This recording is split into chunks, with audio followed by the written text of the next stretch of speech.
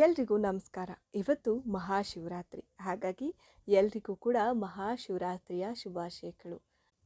ನಾವು ಆಚರಿಸುವಂತಹ ಹಬ್ಬ ಹರಿದಿನಗಳಿಗೆ ತನ್ನದೇ ಆದಂಥ ವಿಶೇಷ ಹಿನ್ನೆಲೆಗಳಿರುತ್ತೆ ಮತ್ತು ಅನೇಕ ಕಥೆಗಳಿರುತ್ತೆ. ಅದೇ ರೀತಿ ಶಿವರಾತ್ರಿ ಹಬ್ಬಕ್ಕೂ ಕೂಡ ತನ್ನದೇ ಆದಂಥ ವಿಶೇಷ ಪುರಾಣ ಕಥೆಗಳಿದೆ.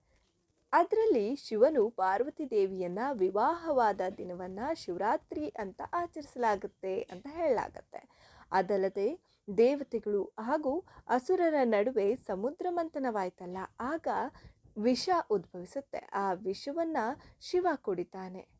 ಶಿವ ಕುಡಿದ ವಿಷ ಗಂಟಲೊಳಗಿಂದ ಇಳಿಯದಂತೆ ಪಾರ್ವತಿ ದೇವಿ ಇಡೀ ರಾತ್ರಿ ಅದನ್ನ ತಡೆದಿರ್ತಾಳೆ. ಈ ದಿನವನ್ನ ಶಿವರಾತ್ರಿ ಎಂದು ಆಚರಿಸಲಾಗುತ್ತೆ ಅಂತ ಕೂಡ ಹೇಳಲಾಗತ್ತೆ. ಭಗೀರಥ ಎಂಬುವಂಥ ತಪಸ್ವಿಯ ತಪಸ್ಸಿಗೆ ಮೆಚ್ಚಿ ಇಳೆಗೆ ಇಳಿದು ಬಂದ ಗಂಗೆಯನ್ನ ಶಿವ ತನ್ನ ಜಡೆಯಲ್ಲಿ ತುಂಬಿಕೊಡ್ತಾನೆ. ಇದರಿಂದಾಗಿ ವಿಚಲಿತನಾದ ಭಗೀರಥ ಗಂಗೆಯನ್ನ ಭೂಮಿಗೆ ಹರಿಸುವಂತೆ ಶಿವನನ್ನ ಪ್ರಾರ್ಥಿಸ್ತಾನೆ. ಆತನ ಭಕ್ತಿಗೆ ಮೆಚ್ಚಿದಂತಹ ಶಿವ ಗಂಗೆಯನ್ನ ಹರಿಯಲು ಬಿಟ್ಟಿದ್ದು ಕೂಡ ಇದೇ ಮಹಾಶಿವರಾತ್ರಿ ಎಂದು ಅನ್ನುವಂತಹ ಪುರಾಣಗಳಿದೆ.